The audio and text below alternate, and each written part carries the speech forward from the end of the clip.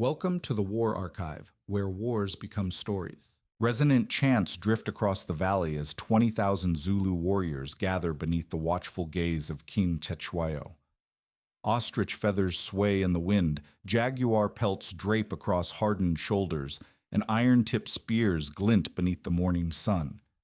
The king, standing tall at the heart of this vast war camp, speaks with a voice that carries both sorrow and resolve. He reminds his men that he never sought conflict with the white men, yet the British have marched into his homeland and now threaten everything the Zulu hold sacred. The warriors answer as one, their voices rising like a tide against the hills. They have not left their homesteads for ceremony or spectacle. They have come because their land, their cattle, and their very identity are under threat. Sacred herbs burn at the center of the camp, their smoke curling upward in a plea to the ancestors for protection. Every Zulu present understands that this gathering is not merely a council. It is a summons of spirit, tradition, and destiny. Across the frontier, red columns of British troops advance with a very different spirit. Nearly 5,000 men, accompanied by African auxiliaries, march under the command of Lord Chelmsford. Confident in their firepower and trained discipline, they cross into Zululand with an ease born of imperial arrogance. Chelmsford has already torched the homestead of a high-ranking Zulu, a gesture meant not merely to clear ground but to assert dominance. Behind him lie scorched huts and blackened pasture, a burned valley that warns of what lies ahead. The British officers convince themselves that this invasion is justified, but the reasons are flimsy even by the empire's habitual standards. Having recently conquered diamond-rich territories claimed by Africans and Boer settlers, Britain now borders the powerful Zulu kingdom and feels threatened by its strength. This fear, twisted into opportunism, shapes the narrative that London uses to mask its hunger for control. Cast as provocations, localized border disputes are woven into a casus belli by Sir Henry Bartle Frere. The High Commissioner presents King Cetshwayo as unreasonable, despite the monarch's repeated attempts to avoid war. For Frere, the Zulu military system represents not a defensive institution, but an obstacle to British supremacy. Chelmsford eagerly embraces this mission, proclaiming that the Zulus must be crushed so thoroughly they will never again challenge the empire. The Zulu army now moving through the valleys is not an undisciplined mass, but the living outcome of decades of military refinement. Ever since King Shaka forged a network of clans into a single, formidable kingdom, Zulu warriors have trained rigorously from boyhood. Tactics like the horns of the bull, designed to encircle and exhaust the enemy, have been perfected across countless battles. To the British, this is a native force to be subdued. To the Zulu, it is the sacred shield that guards their ancestors' land. Cetshwayo's warriors stand ready, their spears raised not out of hatred, but out of duty. Rituals of purification have been performed, including the slaying of a bull with bare hands, an act believed to bind the living with the spirits who watch from beyond. The landscape around them hums with stories, songs, and memories of past victories, each whispering that they are fighting not only for themselves, but for the generations to come. In the fading light of that war camp, it becomes clear that this war is more than a clash of armies. It is the collision of two worlds, each unable to imagine surrender. Long before British troops crossed into Zululand, the land had been shaped by conflict, migration, and the ambitions of a single extraordinary leader. In the early 19th century, Shaka Zulu transformed a cluster of vulnerable clans into a united and disciplined military state. He imposed strict training, reorganized age regiments, and demanded absolute loyalty to the king. Through these reforms, the Zulu became a force that could not only defend itself, but dominate its neighbors. Combat under Shaka was not merely violence, but a ritual of identity, a test of courage woven into the fabric of the kingdom.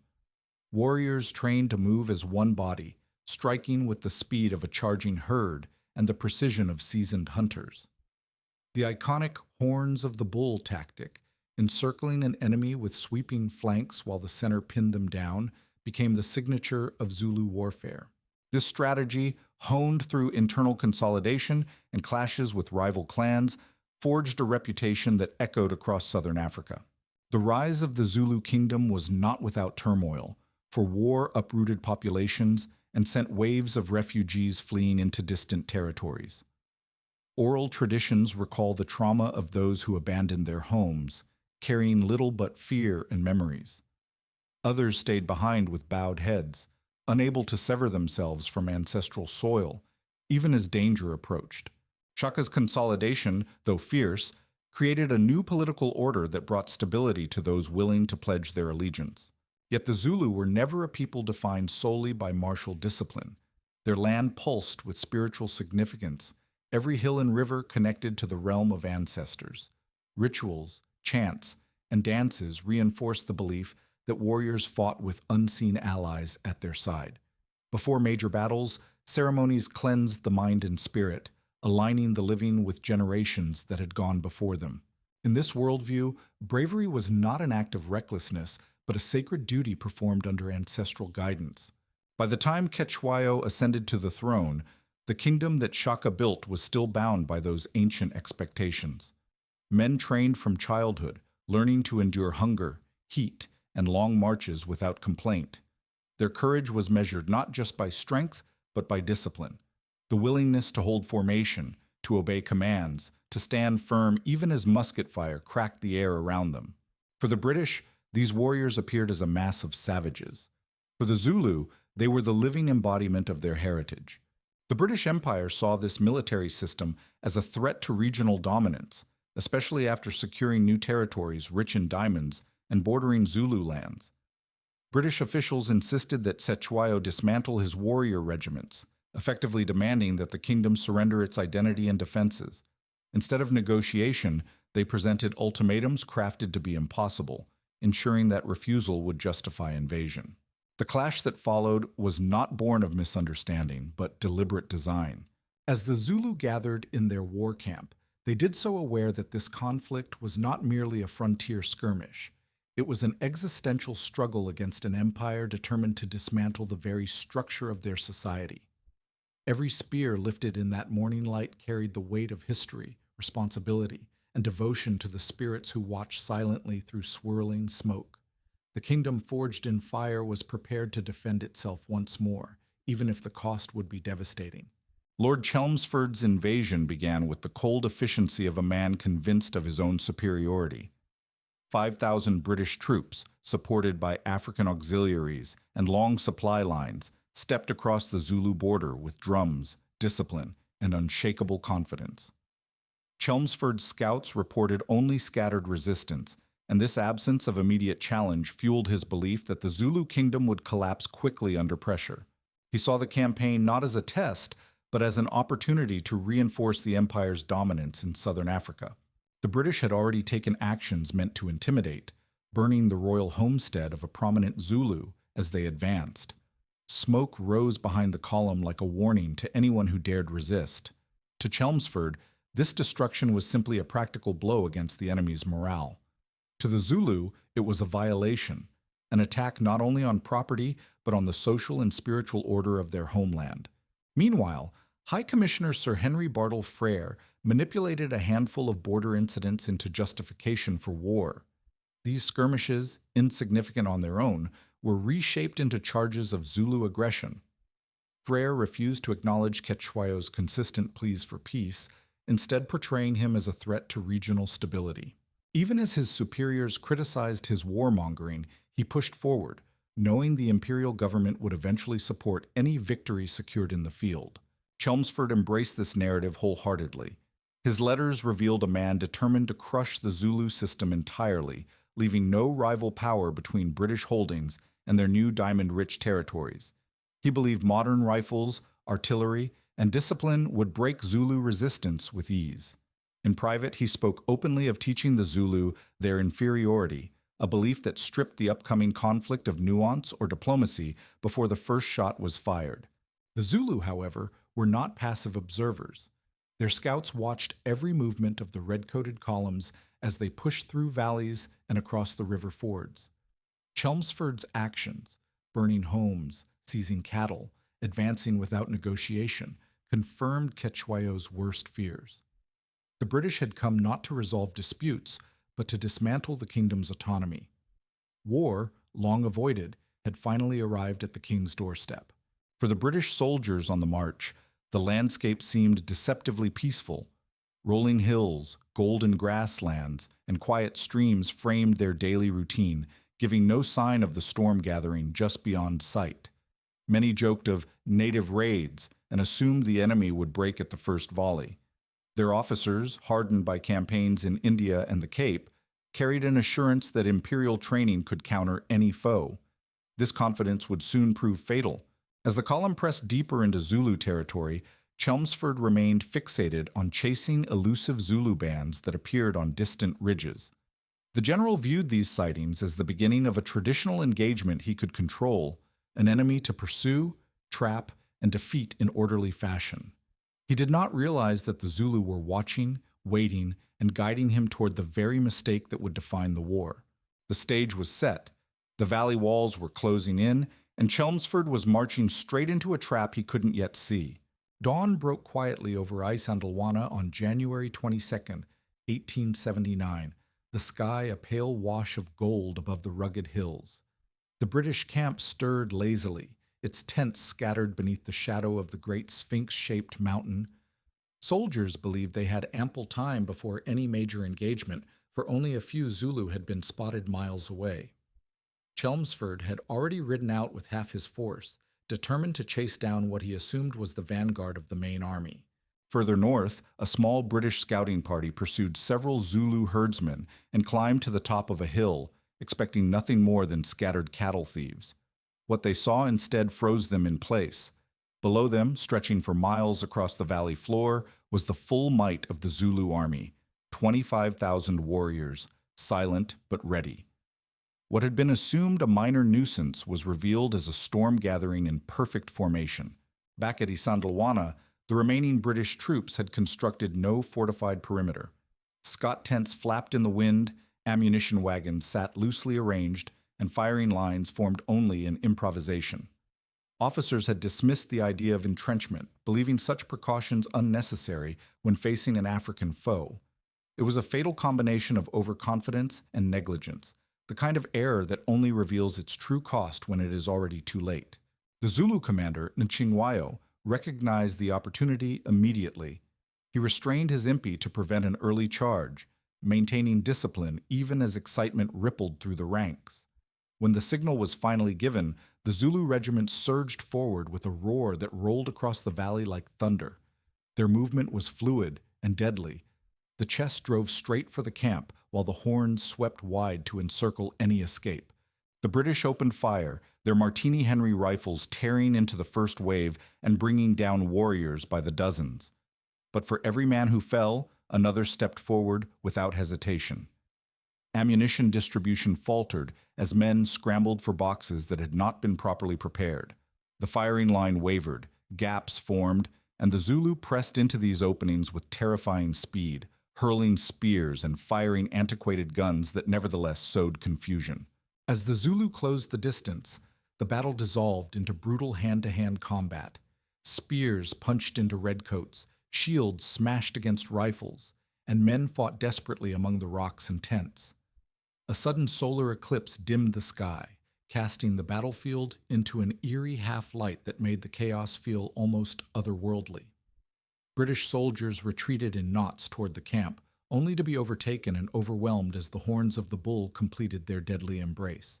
Some officers attempted to form defensive squares, but their efforts collapsed beneath the weight of the charging Zulu. One such officer, Charles Pope, fought fiercely with his revolver until he was brought down in the tall grass, his final moments a desperate struggle against the spear lodged in his chest. At the river, fleeing British soldiers were chased down along the rocky banks, with every wounded man cut down without exception. The Zulu took no prisoners. Honoring traditions meant to release the spirits of the fallen. By mid-afternoon, Isandlwana lay in ruins. More than 2,300 British and colonial troops lay dead across the field, their bodies stripped and ritually opened so their spirits would not linger in the living world. For the Zulu, it was a stunning victory, a triumph against one of the world's most powerful empires. For the British, it was a catastrophic reminder that arrogance on foreign soil can be as lethal as any spear. The battlefield at Isandlwana had barely settled into silence before the scale of the disaster became unmistakable. British tents lay torn apart, ammunition boxes scattered, and the bodies of officers, infantrymen, and drummer boys sprawled across the trampled grass. The Zulu horns had worked with a precision few Europeans imagined possible, closing around the camp like a tightening snare.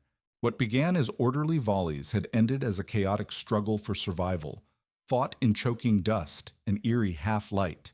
As the Zulu advance pressed deeper into the camp, British soldiers found themselves fighting in clusters, often back to back, hurling bayonets at enemies who seemed to materialize from every direction. Warriors leapt over fallen comrades, driving hand-forged spears into exposed flesh with a mixture of fury and ritual clarity. Abandoned tents became traps where desperate soldiers were cornered and overwhelmed within seconds. The speed of the collapse left no time for coordinated withdrawal. The line disintegrated as quickly as it had formed. A handful of officers attempted to rally survivors toward the rocky ridges, hoping elevation might grant a fighting chance. But the horns of the bull had already extended far beyond the camp, waiting to catch any who tried to flee. Along the riverbank, men scrambled across slippery stones, slipping in mud and blood as Zulu warriors closed the distance. Those who hesitated were struck down, and those wounded along the way were killed without mercy, for the Zulu did not take prisoners. The eclipse lingered like an omen, dimming the battlefield into an unnatural twilight that unsettled both sides. To the British, the darkened sky deepened the sense of doom, transforming the valley into a vision of apocalypse. To the Zulu, it was a reminder that the ancestors watched closely, their spirits hovering between the living and the dead. The disembowelment ritual performed on fallen enemies was not cruelty for cruelty's sake, but a sacred practice to free trapped spirits and protect warriors from haunting.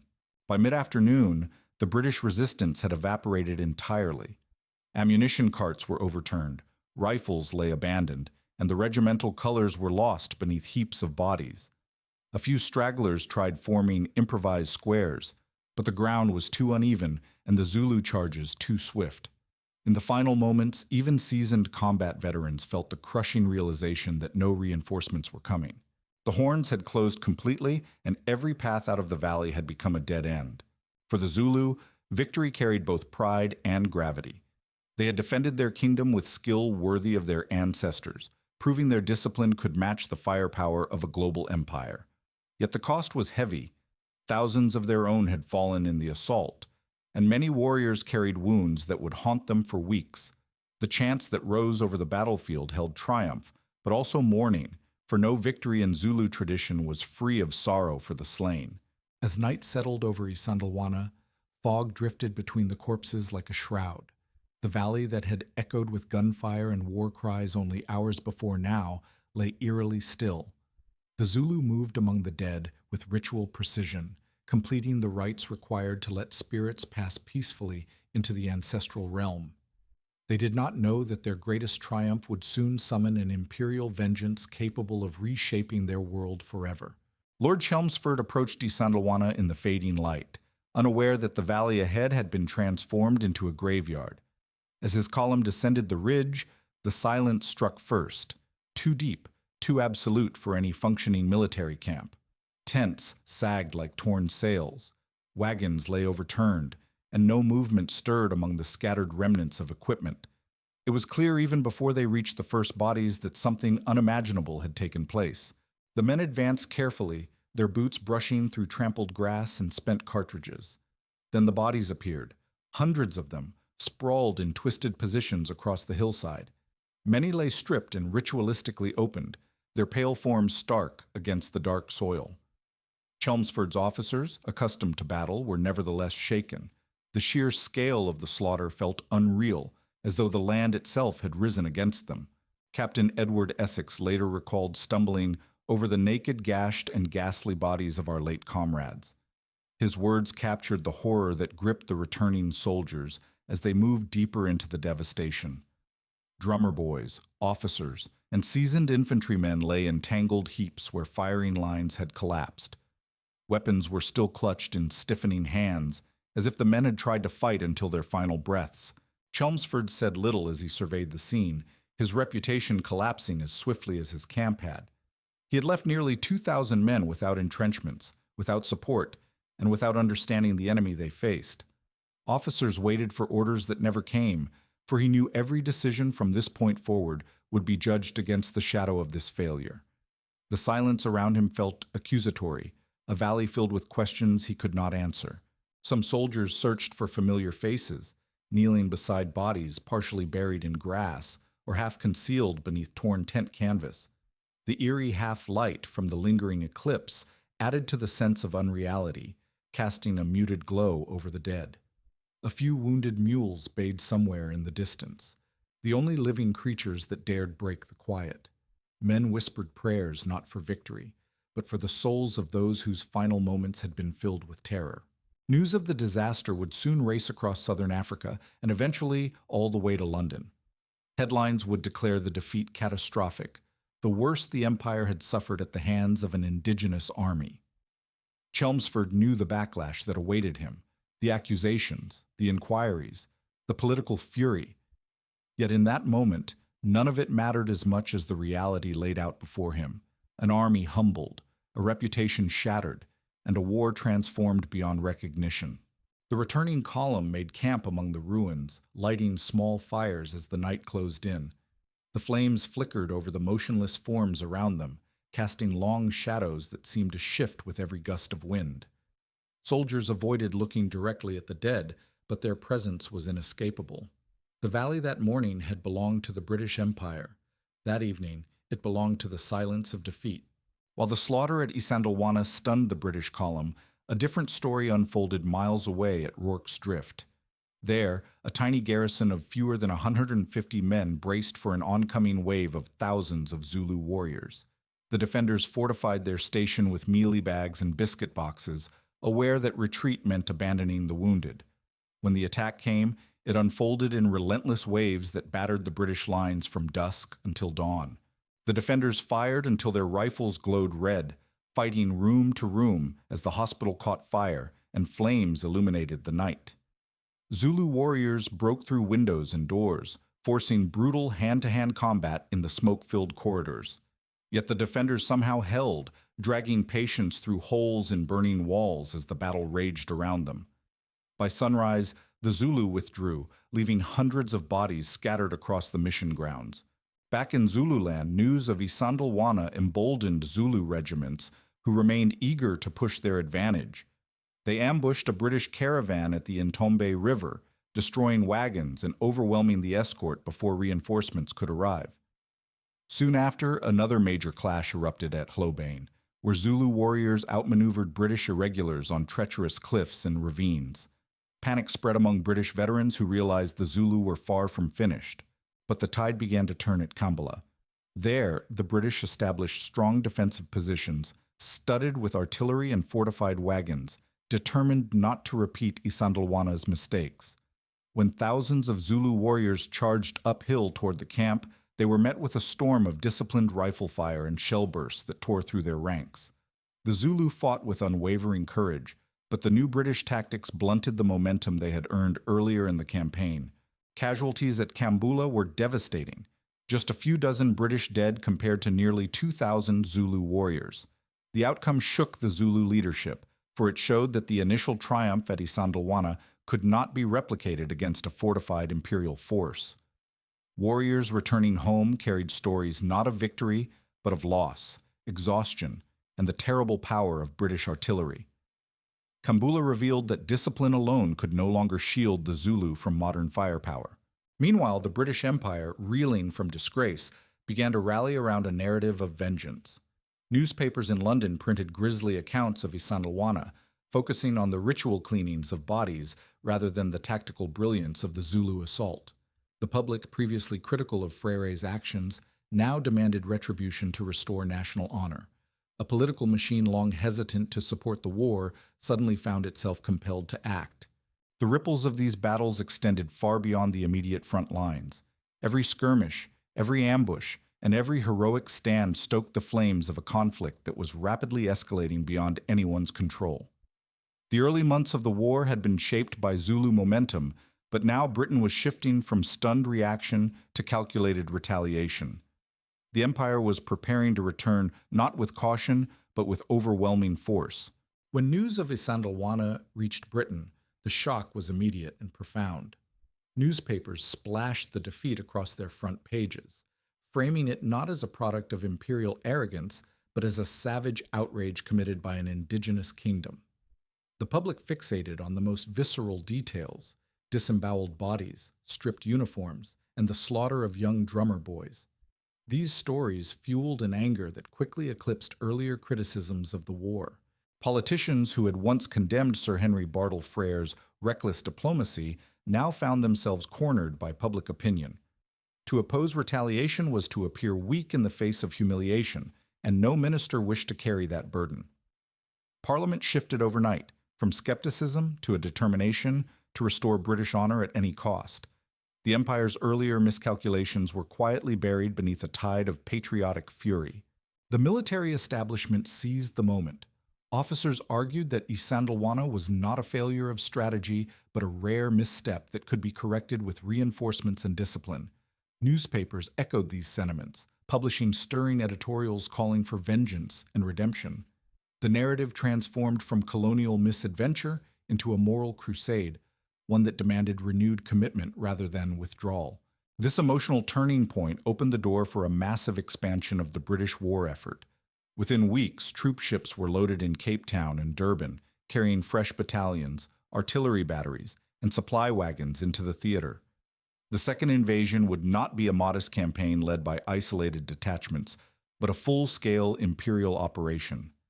By late May, more than 25,000 British and colonial soldiers were preparing to sweep through Zululand. The tone among senior officers shifted as well. Chelmsford, still hoping to salvage his reputation, embraced the coming offensive with desperate resolve. He knew that Sir Garnet Wolseley had already been appointed to replace him, but he intended to finish the war before Wolseley arrived. Every hill, homestead, and river crossing became a stage for him to demonstrate the competence he failed to show at Isandlwana. For Chelmsford, victory was not merely strategic, it had become personal. Back home, the British people watched events unfold through a lens of selective reporting. The heroism of Rorke's drift was magnified, while the tactical brilliance of the Zulu at Isandlwana was dismissed as mere savagery. Portraits of stoic defenders circulated widely, reinforcing the idea that British soldiers were fighting a just and noble war. Few paused to question the origins of the conflict, which had been built on Frere's manipulations rather than any genuine Zulu aggression. As reinforcements poured into Africa, the balance of power shifted dramatically. The days of scattered columns and unfortified camps were over. When the British returned to the battlefield, they would come as a machine of empire, methodical, relentless, and determined to erase the humiliation etched into the slopes of Isandlwana. The war fever gripping Britain guaranteed that the next phase would be fought with a level of force the Zulu had never seen before. By late May, the British army that re-entered Zululand looked nothing like the scattered columns that had marched so confidently months earlier. This time, the Empire deployed a force nearly 5 times larger, equipped with ample artillery, fortified supply lines, and seasoned officers who had learned bitter lessons at Isandlwana. Camps were entrenched, scouts were dispatched with caution, and ammunition was safeguarded with obsessive discipline. The era of underestimating the Zulu was over. Chelmsford drove this new invasion with a fervor that bordered on desperation. He knew Sir Garnet Wolseley was already en route to replace him, and only a decisive victory could preserve his reputation. Determined to redeem himself before Wolseley arrived, Chelmsford pushed his army with relentless urgency, ignoring orders to hold position. In his mind, speed and aggression were the only paths to redemption. As the British advanced, they left devastation in their wake.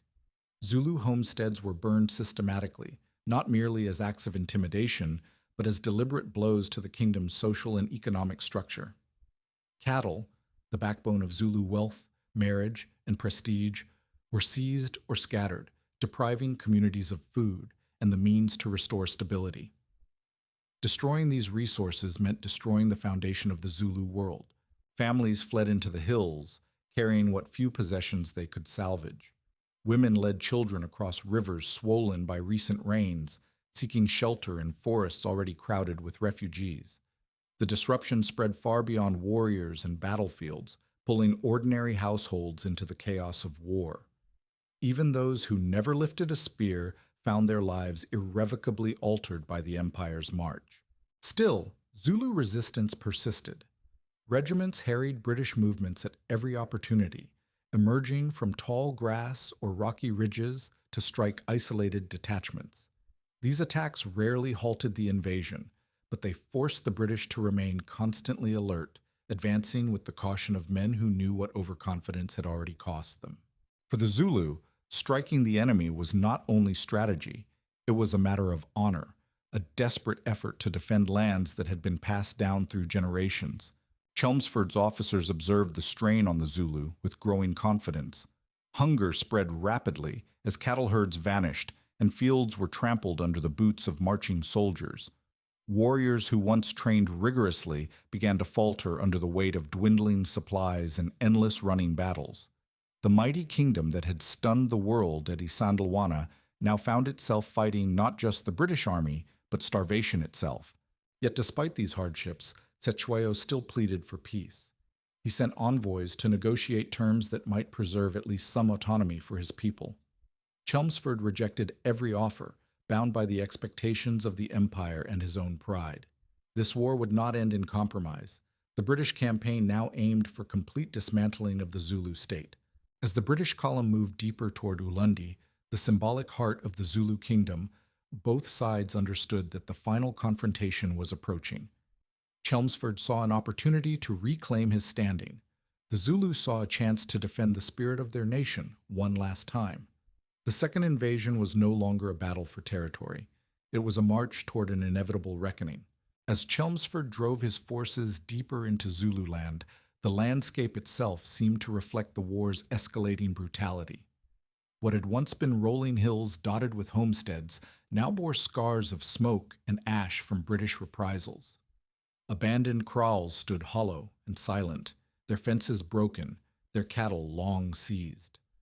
For the Zulu who returned to these places, each ruin was a reminder that the war had begun consuming not only warriors, but the very essence of their society.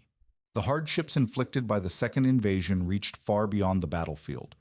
With cattle confiscated or scattered, hunger began to spread across the kingdom. Children trekked alongside their mothers through the hills, searching for wild roots or waterholes unspoiled by marching armies. Warriors who had once trained under strict discipline often fought without proper rations, relying on whatever food they could seize during skirmishes. Still, the resolve of the Zulu remained unbroken.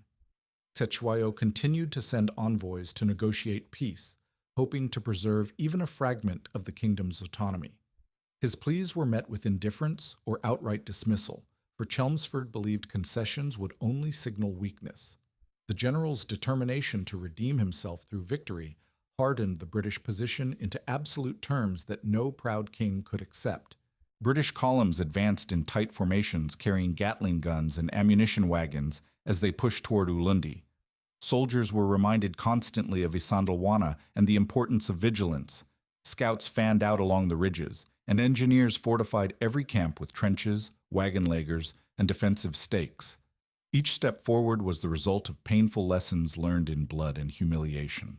Meanwhile, the Zulu prepared for what they knew would be a decisive confrontation. Warriors gathered in scattered groups, some still limping from earlier battles, others newly called to arms from distant homesteads. They were driven by loyalty to their king and the knowledge that defeat would mean the end of their world as they knew it. Though weakened, the Zulu army still carried the spirit of Shaka's legacy, bound together by ritual, memory, and desperation. As the British approached the royal capital of Ondini, known to Europeans as Ulundi, the air grew heavy with anticipation. Here was the symbolic heart of Zulu power, its greatest cattle herds once roaming freely across the plains. To capture Ulundi would be to strike at the spirit of the nation, severing the thread that tied the present generation to its ancestral past. Chelmsford knew this, and he marched with an urgency fueled by the knowledge that Wolseley was closing in behind him. In the early days of July, scouts reported large Zulu forces assembling in the tall grass near the royal homestead. The valley, swaying with golden blades, concealed warriors waiting for the moment to rise as one. The British understood at last that the final battle was coming, a climax shaped by months of escalating violence and irreconcilable ambition. Both sides knew that only one would emerge with the ability to define the future of Zululand. On the morning of July 4th, 1879, the British Army formed a massive hollow square on the plains outside Ulundi.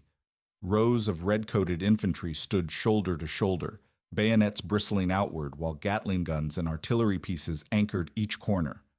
Cavalry units patrolled the edges like restless wolves, waiting for the moment to sweep into motion. The British had crafted a formation that minimized vulnerability, a steel citadel designed to absorb whatever the Zulu could unleash. From the tall grass, more than 10,000 Zulu warriors emerged in disciplined waves. Their shields flashed in the sunlight, and their chants rose in a fevered crescendo that shook the air. They charged with a fervor that evoked the great days of Shaka, knowing this battle would decide the fate of their kingdom. Even weakened and hungry, they moved with the resolve of men defending everything they had ever known. The British opened fire with a precision forged by bitter lessons. Rifles cracked in synchronized volleys, tearing into the advancing ranks. Gatling guns roared in mechanical fury, sending thousands of rounds through the charging warriors with devastating effect. Artillery shells burst among the Zulu formations, erupting into clouds of dirt, smoke, and shrapnel that shattered momentum before the warriors could close the distance.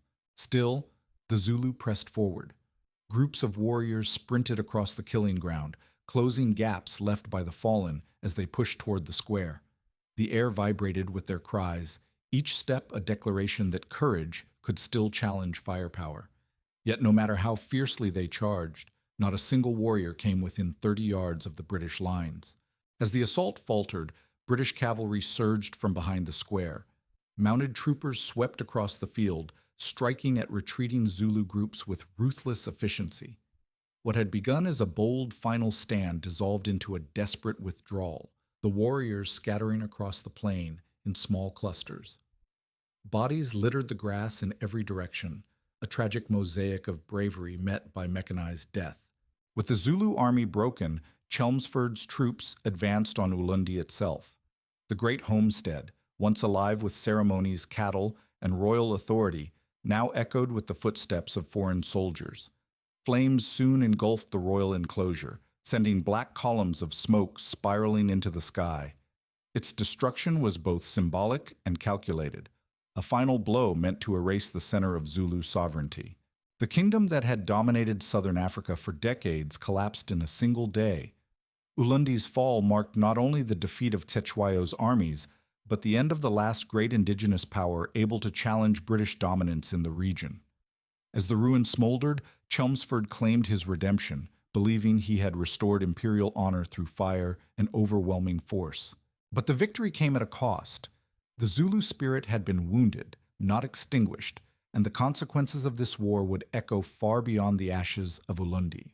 In the chaotic aftermath of Ulundi, the British spread across the countryside in search of King Cetshwayo. The once mighty Zulu army had dissolved into scattered bands, some fleeing into the hills, while others returned home to protect their families. The capital lay in smoking ruins, its cattle driven off, its homesteads stripped bare.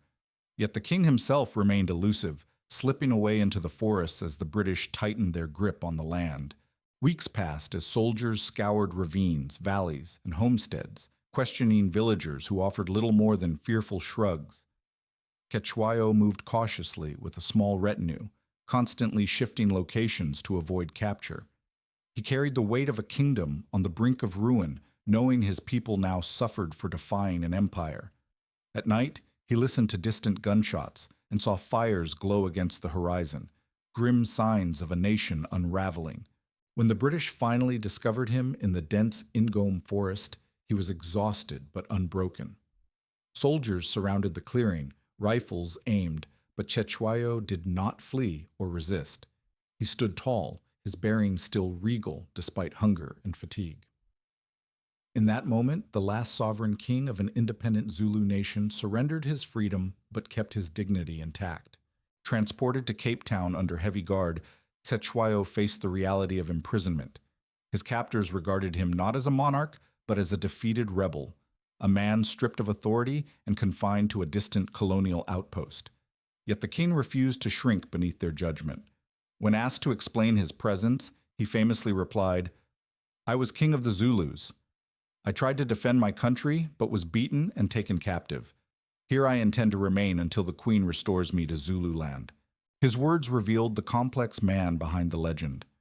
Cetshwayo had risen to power through bloodshed, defeating a rival brother and executing members of the opposing clan.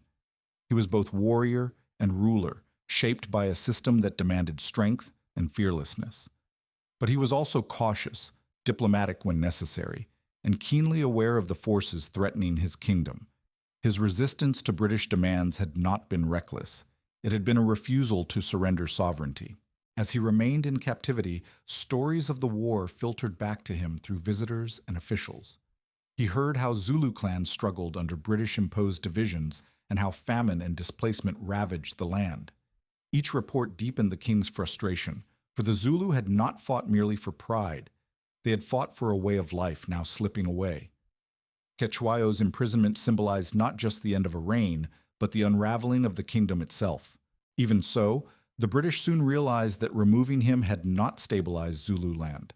Rival chiefs vied for power, violence erupted between factions, and British reforms only deepened the chaos. Cetshwayo watched from afar as the kingdom splintered into the very instability Frere had claimed to prevent. His absence had not ended conflict. It had invited more of it. After months in captivity, Cetshwayo was unexpectedly summoned to England, his presence requested by Queen Victoria's government. The British hoped that by parading the defeated king before their public, they might soften criticism of the war and give an air of civility to their colonial ambitions. Cetshwayo traveled across the oceans with the dignity of a man who still believed his cause just. When he arrived in London, crowds gathered to see him, some curious, some sympathetic, others viewing him as a conquered curiosity. Yet the king's composure unsettled many officials. He was articulate, measured in speech, and refused to grovel before those who had destroyed his kingdom. British newspapers described him as a noble figure, a portrayal that contrasted sharply with the earlier propaganda used to justify the invasion. His presence exposed the gap between the empire's rhetoric of savagery and the humanity of the man they had displaced. In private meetings, Cetshwayo argued firmly for the restoration of his authority. He insisted that peace in Zululand could only be achieved under unified leadership rather than the fractured districts imposed by colonial administrators. His request surprised officials who had expected submission. Instead, they found themselves speaking to a statesman, not a defeated warlord. For a moment, it seemed possible he might reclaim at least part of his former position. In 1883, the British allowed him to return to Zululand, but the land he came back to was no longer a kingdom. The British had partitioned Zululand into 13 separate chiefdoms, each now locked in rivalry and mistrust. Armed conflicts erupted almost immediately as factions vied for influence, some aligning themselves with opportunistic Boer mercenaries seeking profit and political advantage. The unity that had once made the Zulu feared and respected had been shattered by colonial design. Cetshwayo tried to rebuild a loyal base from his new homestead near Ulundi. But the moment he stepped onto Zulu soil, he faced opposition from rival chief Zibhebu, whose ambitions were fueled by British encouragement. Within months, Zibhebu launched an armed assault with Boer reinforcements, targeting Cetshwayo's settlement in a brutal attack. The king's loyal general, Nchinwayo Kamahol, hero of Isandlwana, was killed in the fighting. The assault forced Cetshwayo to flee once again into the forests, an echo of the desperate retreat that had followed the fall of Ulundi. But now he was older, weakened by stress, illness, and the strain of a nation's collapse. He carried none of the authority he once wielded. Even those loyal to him could no longer restore the unity that had defined the Zulu kingdom. The world that had once rallied under Shaka's legacy was slipping beyond anyone's grasp. In early 1884, Cetshwayo died under uncertain circumstances. Some reports claim heart failure brought on by excessive stress. Others whisper of poison delivered by political rivals. Either explanation reflects the turbulent world he returned to, a kingdom carved apart until even its king could not find safety. His death marked the end of an era, the last embers of an independent Zulu state extinguished by war, betrayal, and the relentless machinery of empire. With Cetshwayo gone, the British moved quickly to solidify their control over Zululand. The 13 imposed chiefdoms became competitive enclaves, each struggling to survive under colonial oversight. Long-standing clan structures were manipulated, weakened, or outright ignored as British administrators imposed new hierarchies. What had once been a unified kingdom forged by Shaka's reforms became a fragmented landscape governed by foreign interests. Zululand was soon annexed directly into the expanding colonial framework of Natal. Chiefs who resisted were punished, displaced, or replaced with figures more willing to accept British authority. Taxes were imposed, labor demands increased, and traditional agricultural practices were disrupted by colonial economic priorities.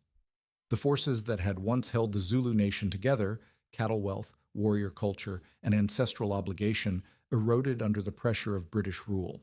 For ordinary Zulu families, daily life changed in ways both subtle and devastating.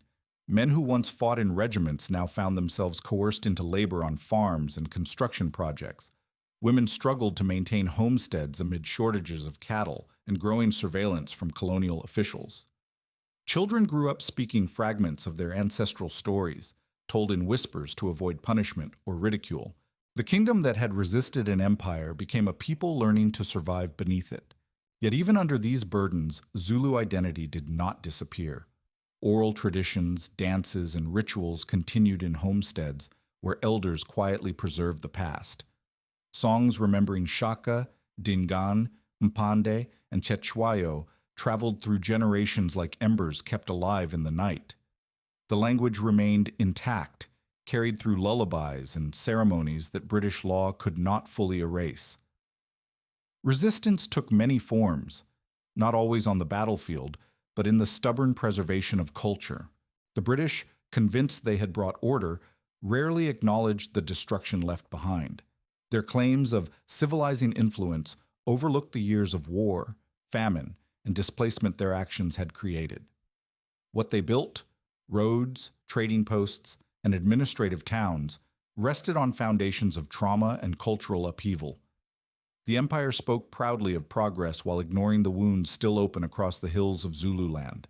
In the decades that followed, Zululand was absorbed into what would become the Union of South Africa, further entrenching systems of racial exclusion. Zulu people found themselves pressed into a colonial hierarchy where their traditions were tolerated only when stripped of political power.